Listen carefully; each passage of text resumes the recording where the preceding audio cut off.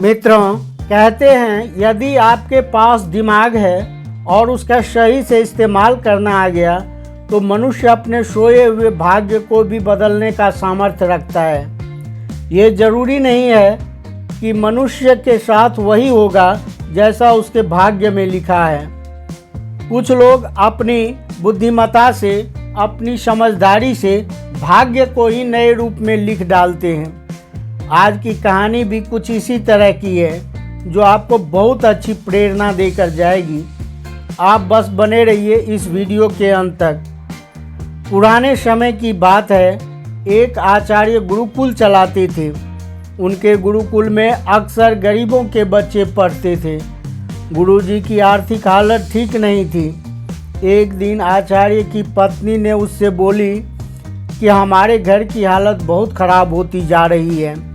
जब से मैं यहाँ आई हूँ सिवाय गरीबी के कुछ नहीं देखी है। ऊपर से गुरुकुल के बच्चों को पढ़ाकर आप अपना समय खोटा करते रहते हैं। पत्नी ने घर में खूब क्लेश मचाई। तब आचार्य ने कहा, भाग्यवान, तुम चिंता मत करो, मैं कल ही धन कमाने के लिए किसी दूसरे शहर में चला जाऊंगा। इस प्रकार से उन्होंने अपनी पत्नी को समझाया और अगले दिन घर की देखभाल, गुरुकुल की जिम्मेदारी अपने एक प्रिय, वफादार, बुद्धिमान शिष्य को सौंप दिया और उससे कहा कि जब तक मैं न लौटूं तब तक तुम मेरी पत्नी की, जो कि गर्भावस्था में है, की अच्छे से देखभाल करना। शिष्य ने कहा, ठीक है गुरुजी। इतना कहकर वह आचार्य धन कमाने प्रदेश चले गए। गुरु की अनुपस्थिति में शिष्य घर की, गुरुकुल की और गुरु माता की अच्छे से देखभाल करता था। धीरे धीरे समय बीतता चला गया। गुरु माता का प्रसव समय समीप आ चुका था। जब गुरु पत्नी पीड़ा से कराहने लगी तो शिष्य को चिंता होने लगा कि माँ बहुत परेशान है। यहाँ कोई सहायक स्त्री भी नजर नहीं आती। शिष्य डंडा लेकर द्वार पर पहरा दे रहा था और इधर उधर देख भी रहा था। तब तक क्या देखता है कि एक बड़ा ही वृद्ध आदमी हाथ में डंडा टिकाता हुआ चला आ रहा है। प्रसव कक्ष के द्वार पर जब वह बूढ़ा आदमी अंदर जाने लगा तो शिष्य ने उसे रोका और उससे पूछा, कौन हो तुम और इधर कहाँ चले जा रहे हो? तब उस बूढ़े आदमी ने बताया, बेटे, मुझे मत रोकिए, मेरा नाम भाग्य है और मैं अंदर जाना चाहता हूँ।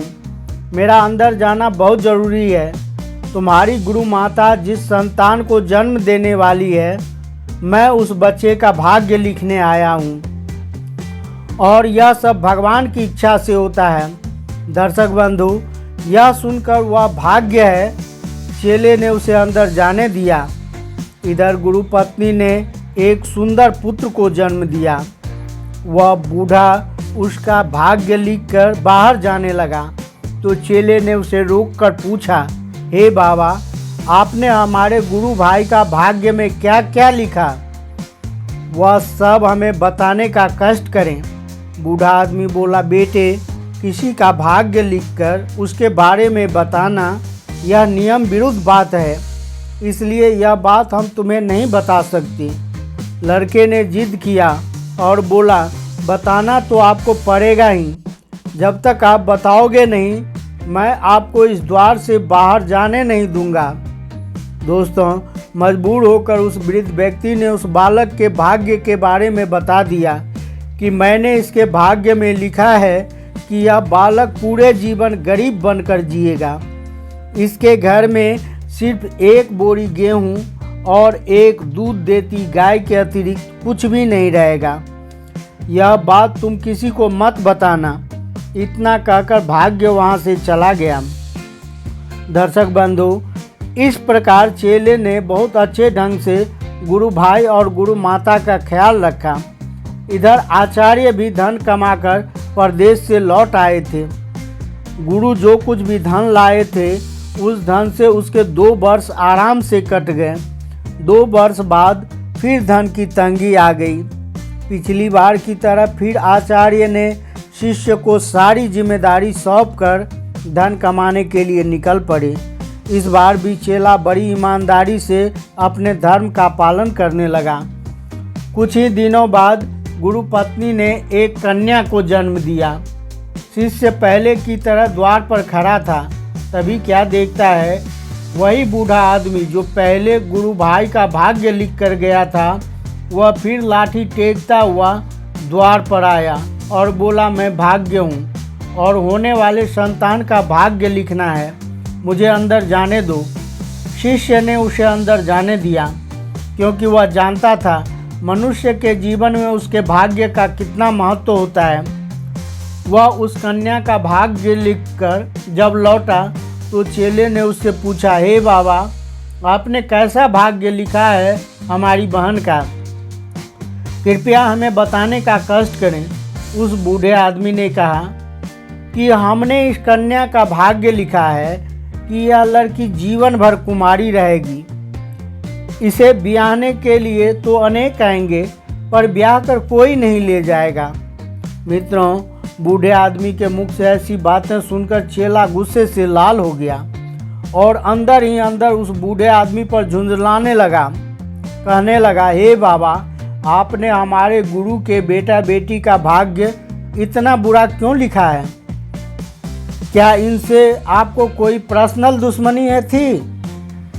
उस लड़के के भाग्य में गरीबी लिख दिए, बेटी के भाग्य आपने लिख दिया कि वह जीवन भर कुमारी रहेगी। क्या कोई कन्या जीवन भर कुमारी बैठी रहे तो उसके माँ बाप को अच्छा लगेगा? चलो, बेटे को गरीबी लिख दिए तो कोई बात नहीं, कम से कम बेटी का भाग्य तो अच्छा लिख देते, क्योंकि उसे तो पराए घर जाना होता है। बुजुर्ग आदमी बोला, हे भाई, इसमें हमारी कोई इच्छा नहीं चलती, यह तो पहले से ही निश्चित कर दिया जाता है, वही लिखा जाता है। दर्शक बंधु, भाग्य तो वहाँ से अपना काम करके चला गया। इधर चेले ने उन दोनों बच्चों को अच्छे ढंग से पालन पोषण किया, उन्हें उसी गुरुकुल में पढ़ाया लिखाया। इधर उनके गुरु जो धन कमाने परदेश गए हुए थे, वे स्वर्ग सिधार गए थे, इसलिए लौट कर नहीं आए। गुरु के दोनों बालक अब तरुण हो चुके थे। लड़का 20 वर्ष का हो गया था और लड़की 18 वर्ष की। वे दोनों बालक उसी को अपना गुरु मानते थे। चेले ने देखा कि गुरु के ना होने पर मैंने इसकी देखभाल की, अब ये समझदार हो चुके हैं, अब इन्हें इनकी जिम्मेदारी बताकर मुझे भी अब यहाँ से जाना चाहिए। यही सोचकर वह चेला अपने गुरु के बच्चों को समझाने लगा। चेले ने उन्हें 3 बातें बताई। चेले ने कहा, हे बच्चों, तुम हमारी इन 3 बातों को ध्यान में रखना, तुम कभी दुखी नहीं रहोगे। पहली बात यह बताया कि वह कभी भी एक बोरी अनाज इकट्ठा करके नहीं रखें। जब भी एक बोरा अनाज घर में आए तो वे उसे तुरंत बेचकर पैसे बना लें। दूसरी बात, दूध देती गाय कभी घर में मत रखना। जब भी तुम्हारे घर में कोई गाय आए तो उसे तुरंत बेच देना या दान कर देना। तीसरी बात, जब भी कोई व्यक्ति तुम्हारी बहन को देखने के लिए आए तो तुम उससे पहले 100 सोने की मुद्राएं लेकर रख लेना, उसके बाद ही अपनी बहन को दिखाना। गुरुपुत्र ने कहा, ठीक है, हम ऐसा ही करेंगे। और इतना कहकर चेला वहाँ से चला गया। दर्शक बंधु, उधर भाग्य अपने वचन के अनुसार जब भी लोगों के माध्यम से उसके घर में एक बोरा अनाज और एक गाय पहुँचाता तो वह लड़का तुरंत बेचकर पैसे बना लेता, क्योंकि भाग्य में लिखा था कि उसके घर में एक बोरा अनाज और एक दूध देती गाय हमेशा रहेगी, उससे अधिक उसे कुछ नहीं होगा। उधर जब भी कोई उसके बहन को देखने आता तो वह सोने के 100 सिक्का मांग लिया करता था, उसके बाद ही अपनी बहन को दिखाता था। इस तरह से उसके पास खूब सारा धन होता चला गया।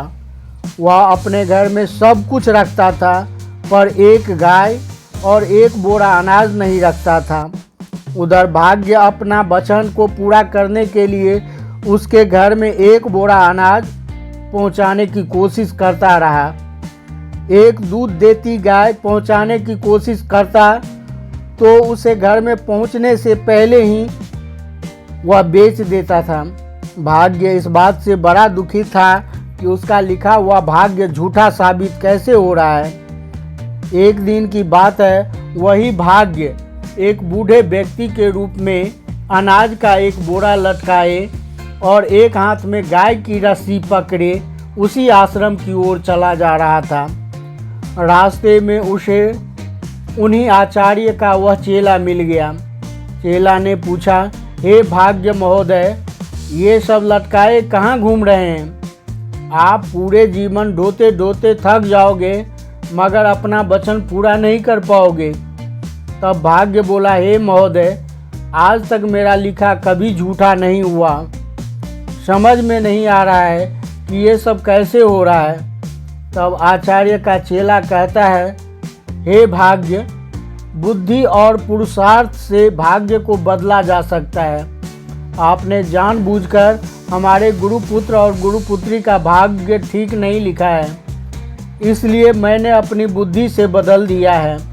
वह बूढ़ा व्यक्ति कहने लगा, यदि इसी तरह से सब अपना भाग्य बदलने लगे तो मेरी वैल्यू शीघ्र समाप्त हो जाएगी। फिर तो मुझे कोई नहीं पूछेगा, दुनिया में मेरी बड़ी बदनामी होगी। तब चेला कहने लगा, हे भाग्य, यदि आप मेरी गुरु बहन और गुरु भाई का भाग्य मिटाकर फिर से उसका भाग्य बनाते हो तब तो ठीक है, वरना आपका लिखा हुआ भाग्य कभी पूरा नहीं होने दूंगा। मित्रों, मजबूर होकर भाग्य ने आचार्य पुत्र और उसकी बेटी के भाग्य रेखाएं मिटा दिए और फिर से नई रेखाएं तैयार किया। दर्शक बंधु, इसलिए कहते हैं कि बुद्धिमान मनुष्य अपनी बुद्धि और मेहनत से अपने भाग्य को भी बस में कर लेते हैं। आलसी, निकम्मे और कामचोर हमेशा भाग्य के अधीन रहते हैं और भाग्य के भरोसे रहने वाले सदैव दुख में पड़े रहते हैं। मित्रों, हमारे जीवन में भाग्य का बहुत बड़ा योगदान है, लेकिन भाग्य उन्हीं का अच्छा होता है जो पुरुषार्थी और बुद्धिमान होते हैं। तीव्र बुद्धि की चतुरता पुरुषार्थ से कमजोर भाग्य को भी बदला जा सकता है। दर्शक बंधु, यह कहानी आपको कैसी लगी? अपना कीमती राय कमेंट में अवश्य लिखिए। वीडियो को लाइक, शेयर और चैनल को सब्सक्राइब अवश्य करें। मिलते हैं अगले वीडियो में एक नई ज्ञान चर्चा के साथ। वीडियो के अंत तक बने रहने के लिए धन्यवाद। जय हिंद, जय भारत।